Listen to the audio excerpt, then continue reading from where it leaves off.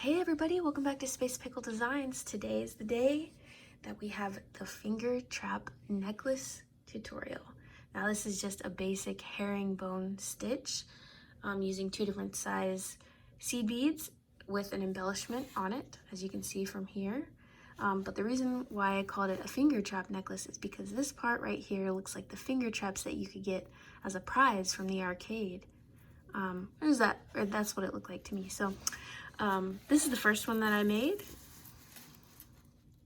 and obviously there are some lessons learned from this one, but I made it with 8/0s and 11/0s with a 4mm bicone. I also made a pendant to go along with that. So that was my first one. You guys have probably seen that before. My second iteration was to test out a smaller bead size. So I was using 11/0s right here for the light pink and 15/0s for the smaller part, and also using a 3mm bicone instead of a 4. So that's what that one looks like. But today for this tutorial, we're just going to be using the 11/0s and the 8/0s, as you see here, with a 4mm bicone. We're not going to be adding a pendant on here. This is just going to be for that basic technique so that you guys can apply it to anything that you'd like. So if you want to know how to make this finger trap necklace, just keep watching. Alright everybody, for this project I'm going to be using an 8/0 Toho seed bead. This is like an aqua lined topaz looking bead here. An 11/0, this is probably a Miyuki, and then a 4mm bicone. I'm going to be trying out this size 10 tulip beading needle, and I'm going to use 8-pound Fireline. Normally I would use smoke, but since I'm doing it for the video, I'm going to use crystal so you guys can see it better. So I'm gonna get set up. We don't need our bicones right now, so you can put those out of the way. And we will start with the 8/0s. All right, everybody. I've got my Fireline here with 4 8/0s on there, and I have a substantial amount of tail. I probably have 10 inches of tail. I just like to have more tail than necessary, just so that I can easily hold on to it. So what we're gonna do is we're gonna make a loop out of these beads by going up through the first 2 again.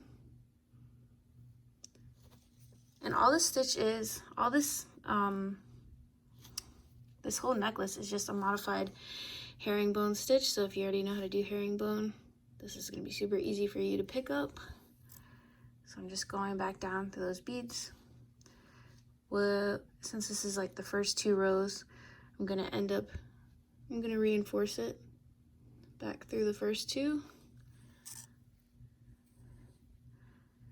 We want to have these beads sitting beside each other. So we'll go back down the second set of 2. This is what you should have. You should be coming out the same side as your tail. I'm gonna hold on.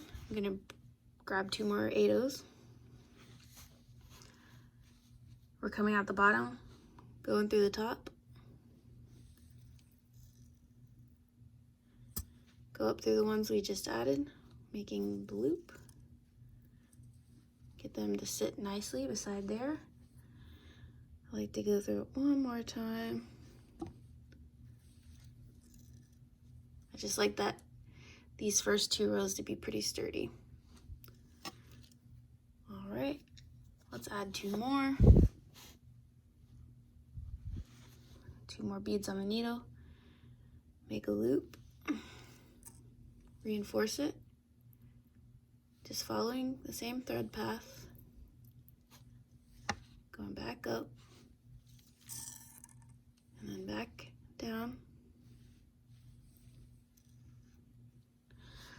So if you look at it, you have 2 sets of 2 or 4 rows. We're gonna make a total of 6. So let's keep going. 2 more beads on the needle. Go down, make that loop, get your tail out of the way, reinforce, go back up, add 2 more. This should be your final row here. So we got a set of 5 here. Squeeze that fuzzy. Out of here. All All right, so this is your last set of 2. Go down. Keep going, reinforcing. All right, so now we're gonna go back down, and you will be left with something like this. Now it looks a little wonky now, it'll be fine. So what you're gonna do is you're going to sew these together. So you put the 2 ends together here. This is where my tail is coming out of, you can see it. I'm gonna hold it back. Just make a loop through these 2. And then back on the ones that you just added. You're not adding any new beads to this, you're just connecting the 2 ends together. All right. So I like to start the herringbone away from my tail, obviously. So my tail is coming out this side right here. This is my tail. This is my working thread up here. And all you do with herringbone, it's really simple. There's a lot of other videos that explain it a lot better. But essentially you're just picking up 2 and going it around. So we pick up two of these, excuse me. You go down the next. I like working to the right just because I'm right-handed. You get these 2 to sit down. And this will be easier when you have more to hold on to. Go down that. You come up the next 8-0 in the round. Okay. You pick up 2 more. Go down the next 8-0.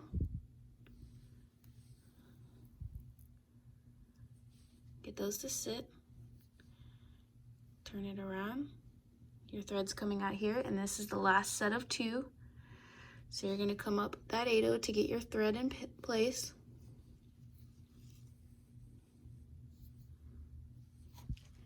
Then you're going to add 2 more. And again, go down that next bead in the line.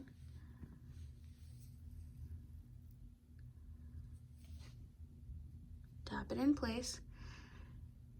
And to get to the next row, you're gonna have to do a step up. So instead of just going through the 1 8-0, you're gonna go through both of these. So let me go ahead and get my needle in there.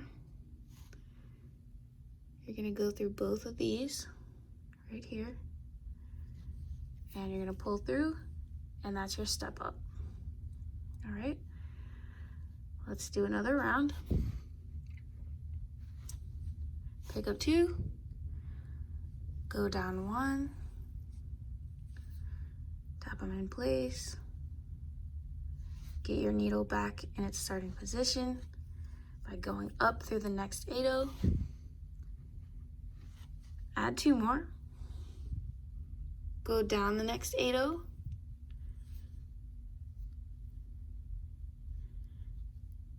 come up the next 8-0 in the line, pull it snug, pick up 2 beads, go down that next 8-0,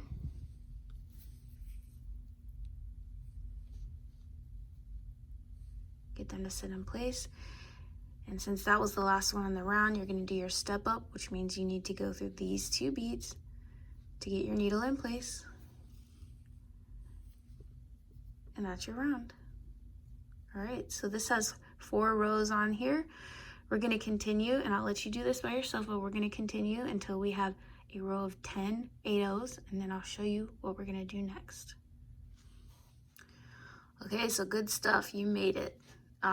Honestly, those first couple rows are the hardest part because you have 0 things to hold on to, but now that you got a full tube here, this is your tube of 10, we're gonna start adding on the 11-0s. So what we want this to look like is we have these larger segments that are fed onto smaller segments, okay? But when you get the whole necklace in together, it looks like this goes all the way through and these are just kind of like floating on top, which I really like that look. So this is still herringbone stitch. We're just sizing down to the 11-0s. So we're gonna pick up 2 11-0s on your needle, go down the 8-0, Sit those in place, go up the next 8-0 in the round, pick up 2 11-0s, go down the next 8-0 on the round,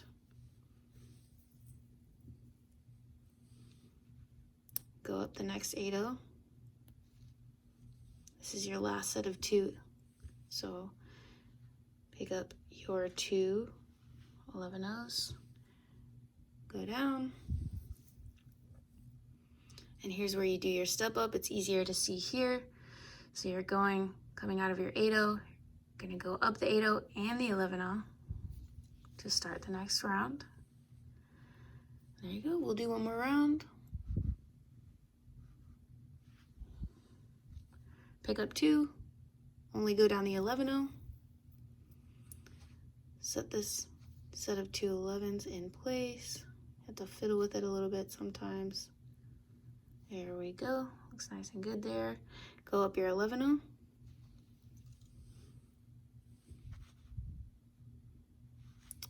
All right, another set of 2, go down your 11-0.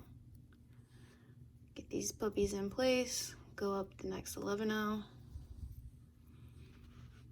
Last set of 2 for this round. Go down the 11-0. Get them to sit in place. We'll just pop in there. All right.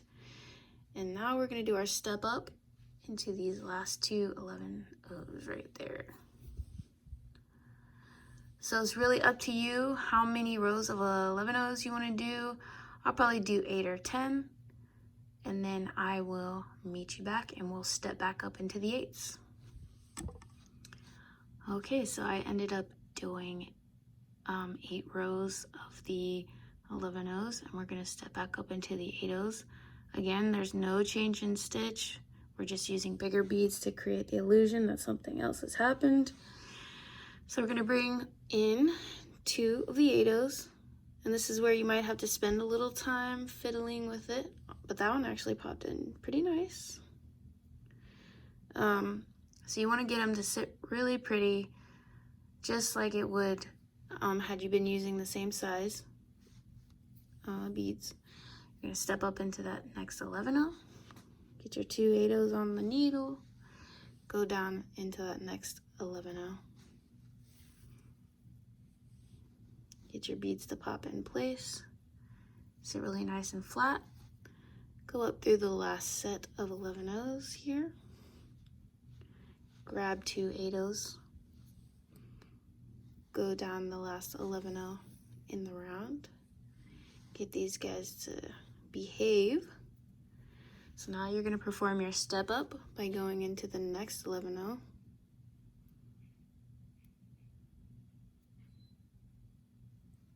And into the 8-0 located on top. And now you're ready to continue with your 8-0s. So I keep the pattern the same, whatever I choose. So I chose 10 rows of 8-0s, 8 rows of 11-0s, and I'm going to continue that until I get the length of necklace that I want. And I want to make sure that I have the set of 8-0s on both ends so that they're the same. So however long you feel like you want to make your necklace or bracelet or whatever you're going to do with this chain, do that, and then we will start on the embellishment. I will meet you back. Okay, everybody, you made it back. Hopefully you're at the end and you got your rope as long as you want it to be. Now I would like to point out a couple things to you just to make you sure that you're done with adding links. So I started off with the big ones, right? Okay, this is where we started. This is the other end.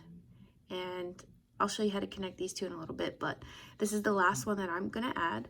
So I'm gonna put these two together, go all the way to the end, and you see the middle one is actually a length of the 11-0s. I want you to make sure that that's what you want. In 2 of these other applications that I've made it to where I have the larger one in the middle, and that's totally fine. This one is not connected, so it's free floating, but for this smaller one, I did connect the pendant so that it stays right in the middle and it doesn't go back and forth on you. So for this one, just so that I could do a little bit something different just to try it out, I'm going to keep the smaller ones in the middle and see how that works, because I want to make another smaller pendant with a smaller peyote band, and I think that it will keep it in the middle a little bit better. But depending on your application, you may want the larger one in the middle. So the next part that we're going to do is, just because we're at the end already, if you see these applications right here, I'm just going to make these dual loops here so that you can put a jump ring, or you can make your own beaded findings and attach them that way. I've recently started doing this way in the later part of my beading, just because I feel like, honestly, this part of the necklace is what breaks the most, or it tarnishes, or you don't like the findings, it pinches your neck or whatever. So to have it this way, you can remove the finding, change it out. Even if it's a bead one, you can cut that one off and make a new one without affecting the integrity of the necklace itself. And I think that gives it a little bit more of a longevity item. So since we stopped with the 8/0s, just get your 8/0s out, and I will meet you back. Okay, we got our 8/0s out. Let's finish the end of this chain, because as you see, it's looking a little wild at the end here. That's not what it's supposed to look like. It looks like 3 fingers pointing up here.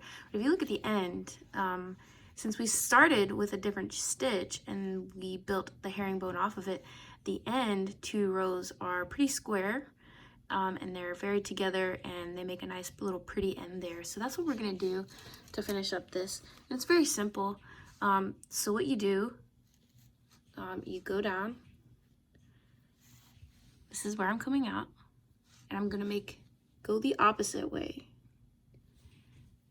and just make these circles to tighten it up. So normally I work from the right. At the end here, I'm gonna work from the left and connect those two. Now we're gonna go to the right, following our thread path here. So you see these thread paths here, they're bowed. So that means this thread path is going around like that. You want to follow that. I'm going to go down 2. And as you can see, this thread path bows the opposite way, right? So we're just going to follow that thread path. Go up these 2 8/0s here. All right. And now we're gonna switch our direction. We're basically making a circle. Don't want to make it sound too complicated, but we're just connecting these 2. And honestly, if you don't feel like following the thread paths, don't.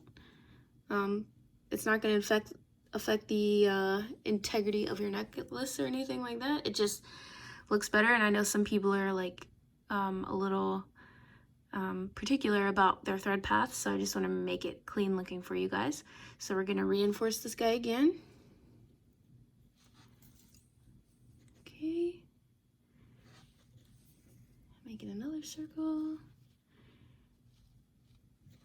All right, now we're going to work to the right again, because as you can see, our thread path is going that way. Go down 2. Follow the thread path, it goes this way. Go up these 2. Now we're going to switch our direction and make a circle. So we're going down the previous 2 8/0s. Connecting that, making it a circle. Let's reinforce it again. All right, go back up. And I believe we are all connected. But as you see at the top here, there's only 1 thread bridge here, so we're gonna go ahead and just add another one here. And since we're gonna follow that thread path and not go against the grain, we're not gonna make the circle, we're just gonna follow it through and come up here. Okay, we're looking good. So what we wanna do now, everything looks nice. We have the same situation going on both ends here. What we're gonna do now is, I just showed you in the previous piece, we make 2 loops. So it's not just one loop holding up this giant necklace that we're about to make, but it's going to be 2 so that we can put our findings on 2 loops instead of 1, just to give it an extra little bit of security. So what we're going to do, we're going to see, this is where our working thread's coming out of. We're kind of squishing the circle a little bit, the tube, and we're going to find the one that is opposite. So basically you're just skipping 1, right?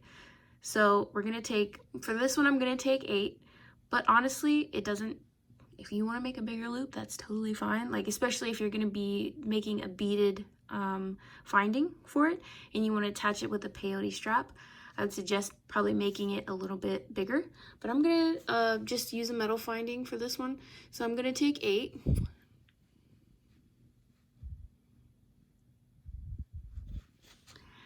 All right, let's count. We got 8 up there. So we're going to take 8 8-ohs, go in to the opposite bead, and I'm going to go down 2, and then come out. Okay. So you see what we did here? We made a loop. All right, now we're going to flip it to the other side so I can see where my working thread is coming out of. Now I'm going to follow that thread path that I've been talking to you about, okay? So we're just going to keep it nice and neat, and we want to come out this set anyways. So we're going to go back up these 2, come out the next set of 8-ohs. We are again going to take 8 8-ohs.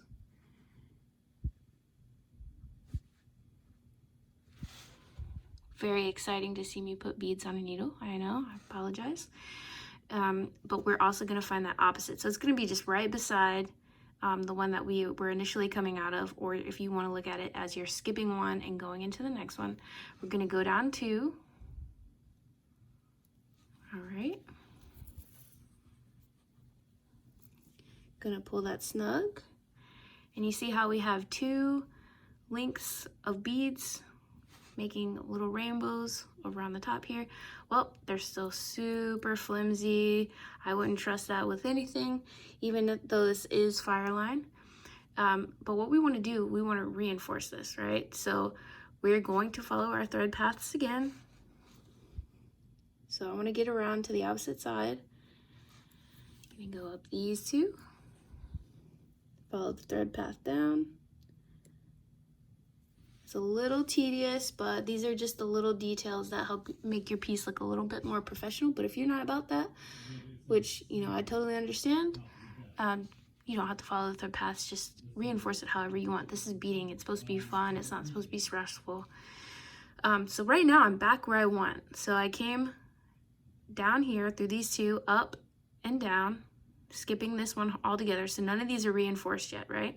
So I want to follow the thread path once again, up and through all those beads, all 8 of those beads that we added. And you can take it in chunks. It's not going to be easy to do it all at once. Go through here. Try not to get my fat fingers in the way.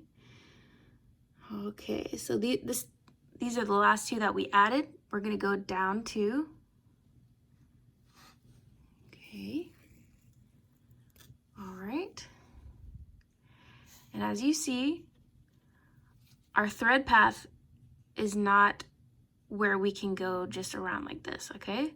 So we're going to have to follow it in its natural course, follow it back around, but you know we've already reinforced this side, okay? Just keep track of that. So we're going to go back down through here. Now we can follow that thread path right back up to the side that we didn't reinforce, and now we can reinforce it. Okay, so all 8 of those beads that we added, we're going to reinforce. All right.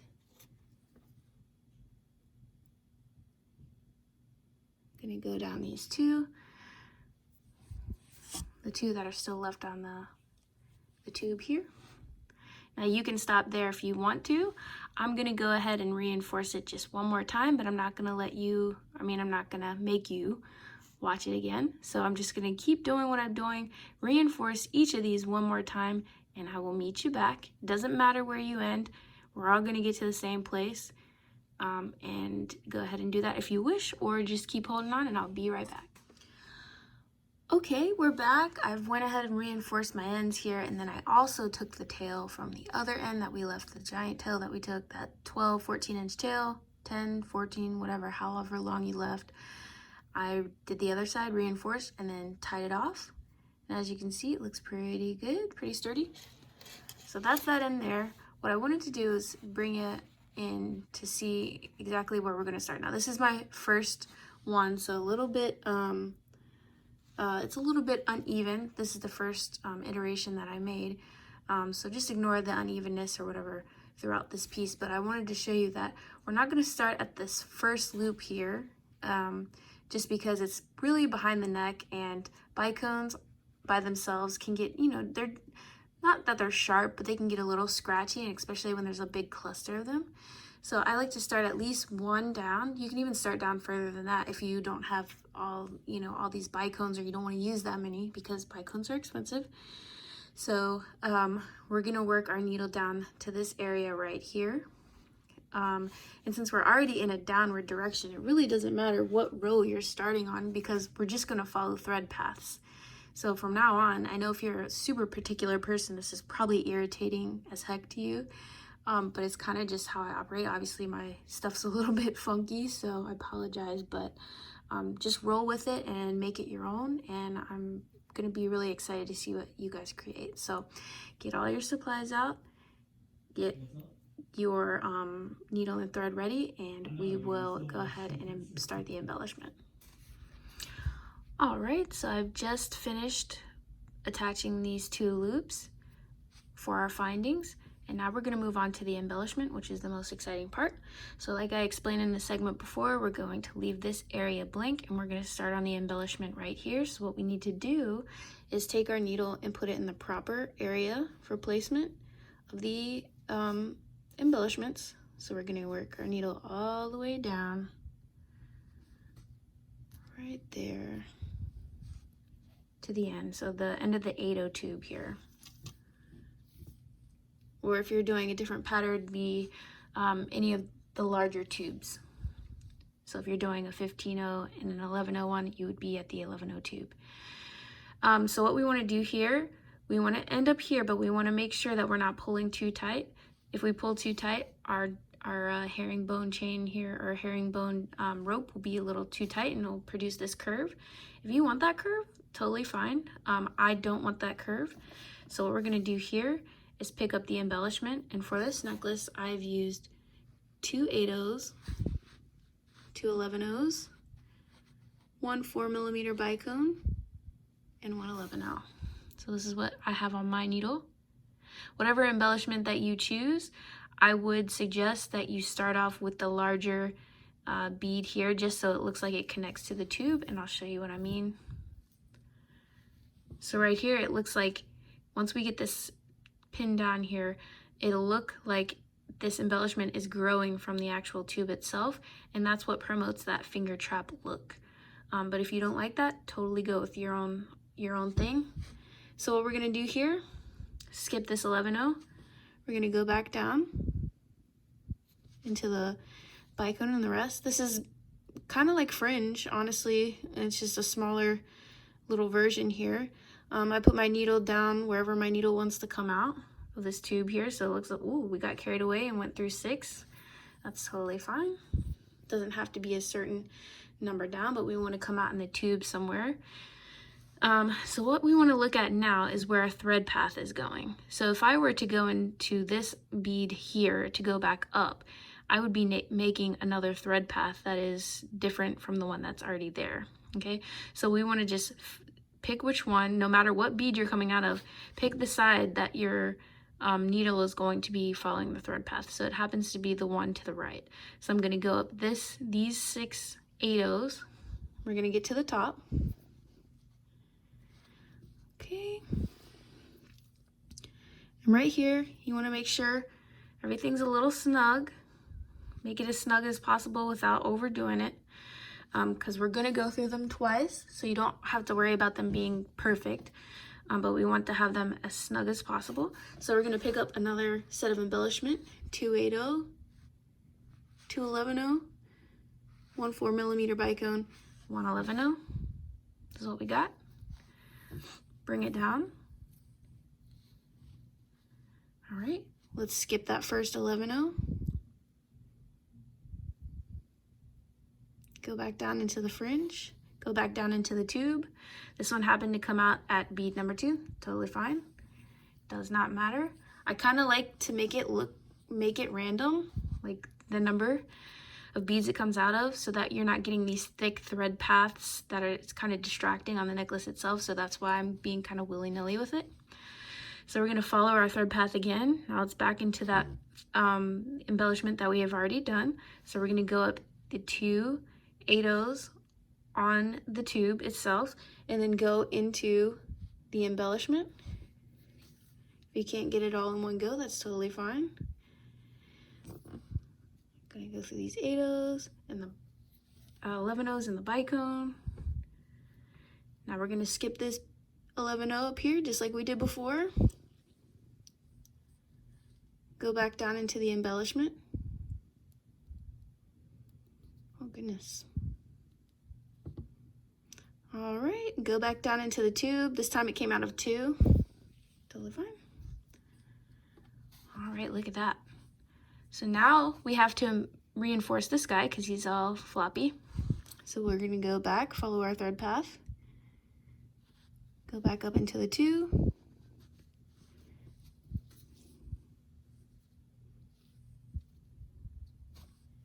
And then go into the embellishment.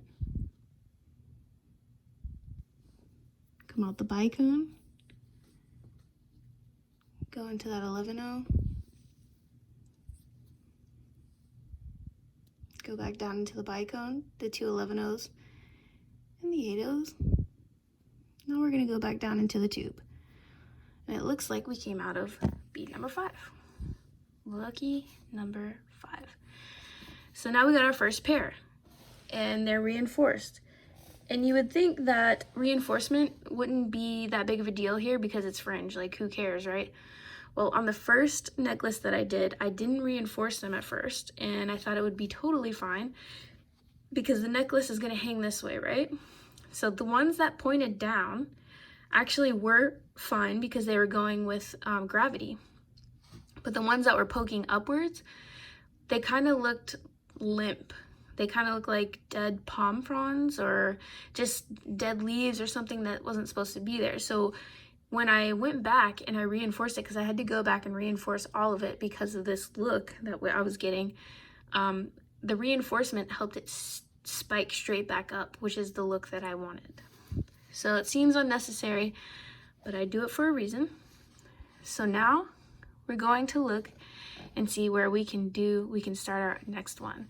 So this one right here, we would be creating another thread path, all right? So we don't want to do that. We want to go back, we want to feed our needle back through the tube, following our thread paths. And we can go down, still following the thread path. And then we can go up. Now we're following our thread path. And we're coming out of the top here, which gets us in perfect position to start our next embellishment. So I'll do one more set with you and then I'll let you guys do the rest on your own. So we want to do 2 8/0s, 2 11/0s, 1 bicone, 1 11/0. Bring them down. Skip your 11/0. Go back through that embellishment. Go down through the tube, a couple beads.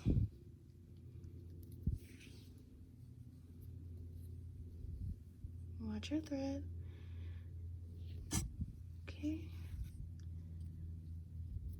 Got a little tangle.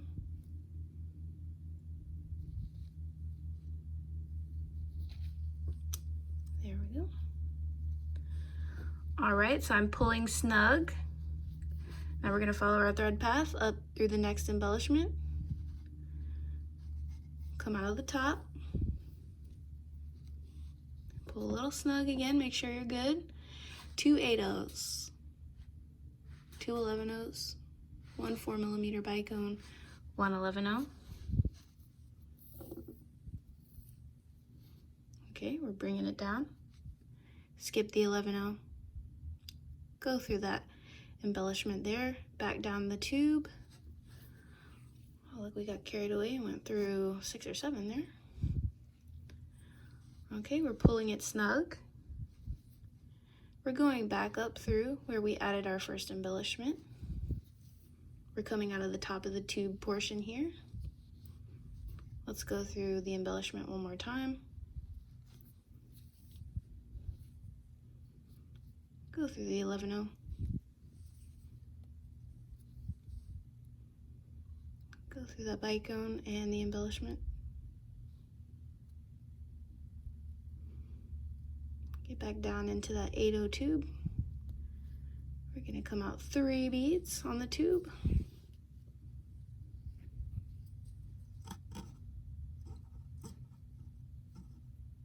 Just extending my needle a little bit. All right, now let's reinforce the second embellishment that we added. So we're following that thread path again. Going through the embellishment.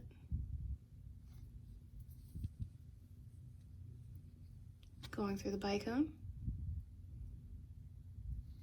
Sorry, my fingers are in the way. This one's a little tricky. Okay, we're going through the bicone there. Let's go through that 11-0. Back through the embellishment. Down. Into the tube. My goodness, we went far. All right, now let's get our needle in place for the next embellishment, following our thread path. Go back up, went up 4, doesn't matter how many you go back up. We're gonna go back down a couple, following our thread path. And now we can put our needle in position to do the last 2 sets of embellishment for this segment. All right, so now you're in place. Go ahead and finish these last 2, and I will meet you back. Okay, good stuff. So we finished the last 2 embellishments on this tube, so this tube is done. So I just finished reinforcing this guy right here, so I'm coming down. This is probably where you guys are at too. But what we want to do is move our needle up, so we're going to follow our thread path again. As you can see, we're going to go up. Get your needle in place here. Depending on how many times you went through, it may be just a little snug, but I believe in you, you can do it. So we're coming out of this one right here, so we just want to follow through the 11-0s that are connected to that line. And again, like I said before, when we first put our needle into position, don't pull too hard on this because you don't want to get a curve in your rope, because we can get a little bit of a curve here, if you can see. So let it be kind of loose. And this is what this last embellishment here, this type of embellishment, is what you're going to do for the majority of your tubes. The only time you'll ever do this guy again is when you get to the end and do, you know, next to the last tube here, just so it's symmetrical. So what we're going to do, we're going to pick up our embellishment again. Again, we're going with the 2 8-0s, 2 11-0s, 1 4mm bicone, 1 11-0. That's what we got on our needle. Okay, let's bring it down. See what we got, see what we're working with. Okay, now let's skip this 11-0, go back down, and go through the tube. Now this time, we're gonna go all the way down. We're gonna come out of that bottom 8, right there of that tube. We're gonna pull a little snug on that guy, make sure everything else is loose, but we're gonna pull snug, and we're gonna do another embellishment, because we're in the perfect place to do it. So 2 8-0s, 2 11-0s, 1 bicone, 1 11-0, pull it down. We're coming out right there, okay? So we're gonna skip the 11-0 again, just like you would any other fringe. Go back through. You're gonna go all the way to the top. I kind of think these fringes are easier just because it makes more sense, but we're gonna reinforce the first embellishment that we did. pull your thread through, go through that 11-0. Alright, my Fireline is showing off for you guys. It's starting to get tangled every now and again. Okay, so you're gonna go back through the bicone, the rest of the embellishment here, go back down through that tube again, and go to the bottom. Right here. We're gonna reinforce the sky. It says lucky day, so we're gonna go through all. Gonna go through the 11-0.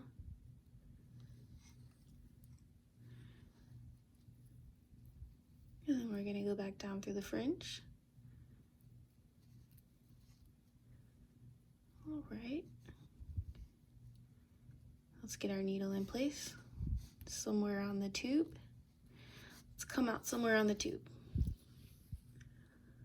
All right. So whatever bead you choose to come out of, as you can see, we don't need to go back through this guy again, and we don't need to go back through him again either because he's already embellished. What we want to do now is look for a thread path here. We're not going to go, let me see. Yeah, we're not going to go on our right side because our thread path is, you can see a little U shape here. We'd be creating another thread path. So we're going to go to the left, and we're just going to follow it down.